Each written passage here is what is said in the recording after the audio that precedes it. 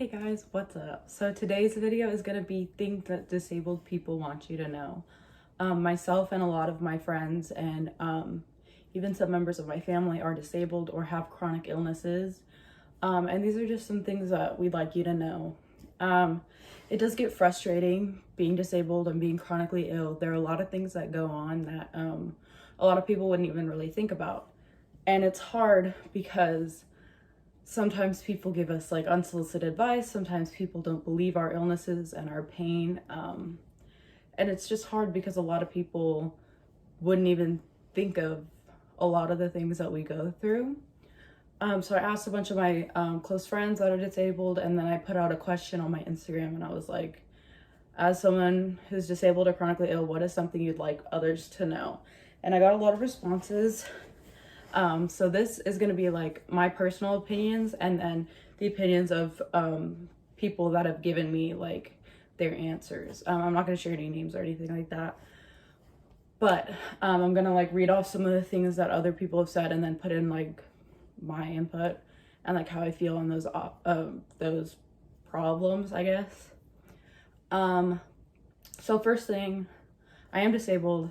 I have a connective tissue disorder called Ehlers-Danlos syndrome. There's a whole video about that and like how it affects my life and stuff. I have POTS, which is a form of dysautonomia. I can't even say that word anymore. Yeah. I have POTS. I have Ehlers-Danlos. All my joints dislocate. I have spina bifida, colta. I have hip dysplasia. I just have like all these things, PVCs. I explained a lot of it in my Ehlers-Danlos video. So if you're curious about what that is or like what the hell I'm talking about, that's also on my page. So I have had Ehlers-Danlos. It's genetic, so I've technically had it my entire life, but I really started getting the symptoms probably around 6th grade when I was like maybe like 12, 13 maybe, I guess. And it just started out with like constant like knee pain and having problems during swim practice and stuff, and it just escalated from there. So where I'm at today, I'm a college student. I'm a full-time college student. I do have a lot of trouble with my chronic illness and just like everyday pain and stuff. It's hard because you can't really see anything that is like wrong with me. I look perfectly healthy. Like, to a complete stranger, they would never guess that I go through what I go through every day. So it's like, it's frustrating because I look healthy, so people question me when I use mobility aids or when I ask for help or when I say that I really am disabled or that I really am sick. It's hard because they're like, you look healthy. You're like a 19-year-old girl. Like, you look fine. Like, okay, we may look fine, but we may be in a lot of pain. We may be struggling really hard. And I understand that it might be confusing to some people that like, hey, you look fine. You look like you're walking okay. Like, you seem like you're okay. But it's just frustrating if you actually reach out for help or use something for help, like a mobility aid or handicap parking or anything like that, and people question you and they're like, do you really need that? You look fine, blah, blah, blah. It's just really discouraging. Like, you don't even want to ask for help because people like criticize you and they talk about you, and you just know, you get the looks and you hear things and you see people whispering and stuff, and it's just like, you know. And like, it really sucks because I'm like, yes, I look healthy. I know I'm sitting in a wheelchair right now. Like, I look healthy. I know I do, but I'm not. And I know a lot of you are like, why are you using a wheelchair? Like, I saw you walking yesterday or whatever. Like, I say we, but a lot of this is just like my personal experience and my opinions. I've just like found that a lot of people relate with it. Just because we can do one thing one day does not mean we can do it the next day. Illnesses and disabilities can flare. They can like increase, decrease. They like fluctuate. It's not like, okay, she's disabled. She's always going to use this wheelchair. She's always going to do this. She's always going to do that. It's just not like that for a lot of people. A lot of us aren't actually born disabled. We do develop them over time. So I was technically born disabled with Ehlers-Danlos, but it didn't really show up till later. So I don't really consider myself disabled since birth. And it's hard because a lot of us have had that time in our lives where we were healthy. We could walk whenever we wanted to, and like play sports as a child, and like eat regular food and stuff. And like, so we have had that time. And I know that a lot of us look like we should be able to do all those things, but I guess don't judge a book by its cover, or like what you see is not always what you get, because you can't really tell how we're feeling and what we're going through. So yeah, it's just frustrating because it really is hard to ask for help. It's hard to rely on mobility aids and the help of others and service dogs and all that kind of stuff, because people do tend to question you. Like, I've had people ask me when I use my walker, they're like, what is that? And I'll be like, a walker. And they're like, why? And I'll be like, well, I'm disabled. I just need it for a bunch of different reasons. And they're like, why? I'm like, bro, if you ask why one more time, I'm gonna run you over with my walker. I just like, I get really frustrated because, yeah, I'm using a walker. Like, yeah, it looks weird maybe, but it's kind of none of your business. Like, not trying to be rude, but like, it gets frustrating being asked, like, why do you need that? Why do you need that? Why do you need that? And as someone who's been like questioned and doubted a lot by like, yes, I need these things because I'm disabled. And sometimes people are like, no, you don't. You're not disabled. People will flat out tell you what you are and what you aren't, what you're feeling, what you're not feeling, if your pain is real or not. And they have no idea because they've never been in your body. And so a lot of times I am kind of defensive when people are like, what's that? Like when I have a walker. Or like, are you really handicapped? When they see me getting out of my car in the handicap parking spot with my handicap placard, they're like, are you really handicapped? Because you look like you're walking fine. And sometimes I'm just like, yes, I am. Like, I have a disability and it's invisible. You can't really see it. And I try to be patient and I try to like not get upset. But sometimes I want to be like, all my joints dislocate from my body and I like collapse all the time. So I kind of would like to walk a shorter distance if that's okay with you. I don't ever really say that. I feel like a lot of disabled people will relate to this on like how like I just get so angry, man.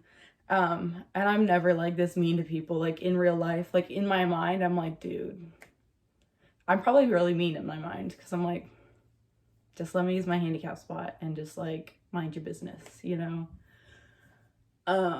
I promise, disabled people aren't mean. We're just like fed up, man. When you hear the same thing over and over and over and over and over and people keep doubting you, it just gets really frustrating. Yeah, this video is basically just me ranting. I wrote down a bunch of things that some of my disabled friends have told me. So I'm just gonna kind of read out exactly what they said and then kind of give my input. So first one is, I may look fine, but I'm in pain 24/7. I kind of touched on that, saying that you can appear completely healthy and be so unhealthy. Not like unhealthy, like in a bad way, but like you can be disabled and look completely fine. And it's hard because people are like, you look fine, then you are fine, right? Like, but it's frustrating because some of us are in pain 24/7, no matter how we look, how healthy we look. Next one is, just because I felt good one day doesn't mean I'm faking it the next day. This. So, yeah, we have good days, we have bad days, just like every other person. I'm in a really good spot right now. Like, I'm doing, like, I'm not trying to brag, but I'm doing really well right now. I'm so fortunate to be in this like good spot. I've been working on walking and doing my physical therapy and stuff, and it's been really good. I've been able to walk, but I've also had those times where I need my wheelchair, I need my walker, like I don't want to get out of bed because I'm in so much pain. And so just because one day I'm using the wheelchair and the next day I'm not, doesn't mean I was faking it to be in the wheelchair. And like, oh, you can walk, why would you use a wheelchair? Well, it just depends on the day. Maybe my hip was dislocated and I needed the wheelchair because I can't really walk around with a dislocated hip. And maybe the next day I'm feeling really good because I just went to like physical therapy, or I just started new pain medications or whatever. Like, you just don't know day to day. It does vary. And so it's really frustrating when people are like, well, you did it yesterday. And I was like, okay, maybe yesterday I was feeling really good, and maybe today is a flare up and I'm just not feeling good at all. Like, it really varies. Next one, we are humans too with valid emotions. I like this one because a lot of times we get looked at like we're totally different. And we're kind of literally the same as you or anyone else. We're people, we're like, I like saying, instead of disabled, we're differently abled. That's like a mom quote, but I kind of like it. We're people, we have emotions. We see you staring, we hear you talking. And it is hurtful. I was called seizure girl at high school. That really sucked. And I see people looking at me in my wheelchair and I hear them whispering, and does she really need a wheelchair? And is she faking it? We hear it and we know that you're talking about us. Just try to like show some compassion if you are able-bodied and like you see someone in a wheelchair, like just don't even give it a second look. Like that's their normal. Like it's okay. I mean, that doesn't mean like ignore them. Like if you see them like and you want to hold open the door for them, that's like really polite. Like I try to do that for everyone, whether they're like disabled or abled or whatever. Like I just think that's polite. I have had times where people do not hold the door at all. And I'm not saying they're like bad people. Like I feel like a lot of people just don't know what to do when there's someone that's disabled. They want to help, but they also don't want to make that person feel like they think they can't do anything, I guess. I don't know. I've talked to some of my able-bodied friends and it's kind of like an uncomfortable situation for both parties because they don't want you to think that they think you're weak and you can't do it or you're incapable or whatever. But like, they don't know. They're like, does she want to do it on her own? Does she want me to open the door? Like, I would just say rule of thumb, just be polite. I do it. I try my best to hold the door for like everyone. If I'm a walker, I have a really hard time. Or like my wheelchair, like I can't physically hold open the door, but if I'm walking around, I'm totally gonna hold the door for the next person. I just think that's common courtesy. Next, even though we don't always look sick or complain, we still need help and support. This is so true because a lot of people, okay, so like we get questioned like, are you faking being sick? We are not faking being sick. We are faking being well.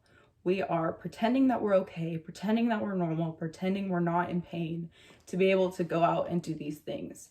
And so it is nice to have like support and help and like maybe check in with your disabled friends like a little bit more often than your able-bodied friends, or just check in on everyone all the time. And like it's nice because it's hard if you're projecting that you're okay. It gets exhausting. I remember the first time I went to the hospital with one of my best friends from school.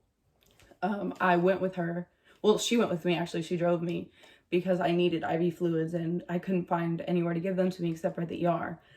And so I went in and I was just like in the hospital and I was just like done pretending that I felt okay. And I probably looked how I felt, probably terrible. And in the car on the way home, she was like, were you acting like feeling that sick? Or were you like actually feeling that bad? And I was like, oh, I feel that bad all the time. I'm pretending that I'm okay. And she was kind of like, oh shit, like, and it's, so it's just hard. I know, like, you don't always think about it. Like, same with mental illnesses, it's invisible. You can't see it, so you don't know. And you don't always think to check up on people. So that's just like a good reminder that check up on anyone, see if they're like doing good or whatever. I don't even know. We are normal people. I kind of covered that. We're normal, trying our best. I never feel totally good. That's pretty true for a lot of us, because disabilities, they like to come in groups. Like, you can't ever just have one disability. It's really annoying. So like, you have all these problems and maybe like one day you're like, all my joints are feeling okay, but my heart condition's acting up. Or like one day I have like my POTS is doing fine, but I'm having like this really bad migraine. Like, it's never like completely good. We're never like, or I'm speaking on my behalf, I'm never like 100% like, let's go, I feel great, I'm not exhausted and in pain. Like, that's not really a thing for me. So it is pretty common for us that we never do really feel like 100% good. And it's just kind of cool when people understand that and just like kind of acknowledge that we're going through this and we're trying our best. It's like really validating. A lot of us lack validation. Like, people aren't always believing and understanding of our conditions. So validating is like one of the best things for me when people are like, oh, like, I understand that you're in pain, and that is like, I'm so sorry that you're going through that. Not like, don't, okay. I keep ranting on this. This is gonna be a long video, but like, don't try to compare a regular sickness, like maybe you got a cold or maybe you're tired because you only got a couple hours of sleep. Please don't try to compare that to our disabilities. It's just kind of frustrating. Like, I have chronic fatigue, I have insomnia, I'm exhausted all the time. Like, I am so tired. I wake up exhausted, I go to bed exhausted. Sometimes I can't sleep and I'm exhausted. And people will be like, well, I only got 4 hours of sleep last night, so who's really tired? And I'm like, I've been tired since I was like 11. Like, I literally have never not felt tired. Like, it just gets frustrating. And also with that, don't do like the, at least it's not this thing. So like, if you're talking to someone that's disabled or someone that's like, you know, going through it, and you're like, well, at least it's not cancer. That really sucks for us, because like, A, some of us might have cancer and you just don't know, so that's rude. B, we might be triggered by that. We might have like someone that we lost due to cancer, blah, blah, blah. And some of us are just like, dude, like, our illness is like just as valid as cancer is. It's just as much of a problem for us as it is for them. Like, it just feels really invalidating when you're like, yeah, well, it could be worse, you know? So that was a rant. Let's see. Give us passing space in wheelchairs. Yes. So like, if you see someone with a mobility aid, wheelchair walker, like cane, anything like that, it's really like beneficial to us if you like give us space to pass, because we can't always just walk in the grass to like get around you or whatever. Like, if you're kind of like in a wheelchair, you can't really roll. Like, I mean, some of us can, but like, for me, I'm not that skilled with my wheelchair. So I can't like go out and around them like on the grass off the sidewalk. Like, it's just hard for me. So it is really polite and helpful if you can just give us some space to get through. We're not trying to be like rude. We just can't really, like, we like physically can't go around. So it's really helpful if you are physically able to go like around us or give us space. It's really helpful. Oh my gosh, this one. So we want to work, we want to do stuff, we want to exercise, all that stuff. We want to do this stuff, but we physically cannot. So when people say, oh, you're so lucky you don't have to work, you get to stay home and watch Netflix.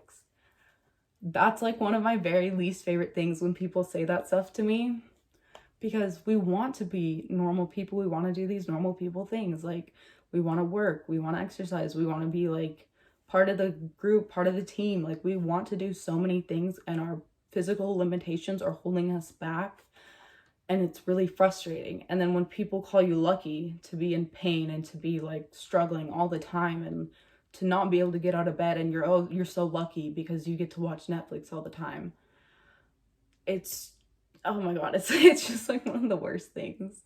Like, I can't describe to you. And I know now a lot of people are feeling it with the quarantine. Like, a lot of able-bodied people are like, wow, this is annoying, like staying inside all the time and like not really moving a whole lot.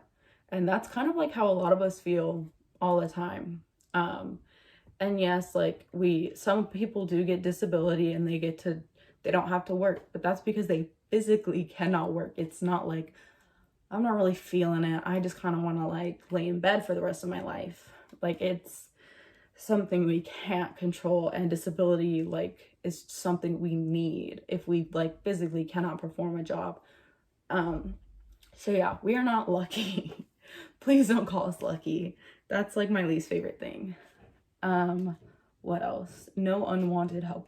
Oh, so like stuff like this, like if you see someone just like going along in their wheelchair, whatever, don't randomly go and like start pushing them along. Like, you might mean well, but it's like, stressful and annoying because like suddenly some random person is in control of where you're going, and it's like, it's scary and it's like annoying and weird and uncomfortable. Same with people who are visually impaired. If you like just start guiding them, all of a sudden they're like, dude, what? Like, it's just like, it's a little disconcerting because you feel like you're not in control anymore. Someone else is just like pulling you along or whatever, and you don't really have much say so, because it's not like you can get up out of the wheelchair and just like walk away from them. Yeah, so if you want to help someone, you can ask them and be like, hey, like, do you need any help? And they may say yes, they may say no. They might be a little grouchy about it. Like, some people are going to be like, no, like, don't help me. And it's like nothing against you. Don't take it personally. It's just like, if you've had someone push you in your wheelchair when you don't want them to, and it's just, you just feel like you don't have any control over it, and it gets like scary and frustrating. Every day can be different. I kind of touched on that, how we flare up and down, and things can be good and things can be bad. You can go through good and bad times. It fluctuates like literally all the time. Quarantine is our lives. We do it to save lives. So I myself, I do have like a bad immune system, but I am not immunocompromised like a lot of my friends are. They, from various disabilities, if they've had like surgeries, transplants, all that kind of stuff, like immunocompromised people, I understand that it's annoying. The quarantine, yeah, it's annoying. Like, you want to go out, like you want to see your friends and go out to eat and all this stuff, and I understand that. Disabled people understand that too. We feel like that a lot, very often we feel like that. But the thing about quarantine is the social distancing is saving lives. And I know a lot of people are like, well, it won't affect me, so it's okay. But do you have someone in your life that's older that you love? Maybe your parents, grandparents, like an aunt, an uncle, a teacher, a friend, anyone. Do you know someone that's immunocompromised? Maybe like your next door neighbor, or like one of your friends, or someone you went to school with. They may be immunocompromised. And if this infects them and they die, does that not impact you? It just gets frustrating because a lot of people are like, oh, well, it's only the old people that are gonna die, or it's only the immunocompromised. We're not an only. We're literally human beings just like you. Like, yeah, we might not be fine if we get corona, like, it's different in that sense, but we're not an only. Your parents, grandparents' lives, your neighbors, your friends, it's not just an only, that's a life. And so it sucks. Quarantining is lame. You can complain all you want. Like, I am here for it. Like, I understand how freaking annoying it is, but quarantining is saving lives, and our lives matter too. We're not just an only.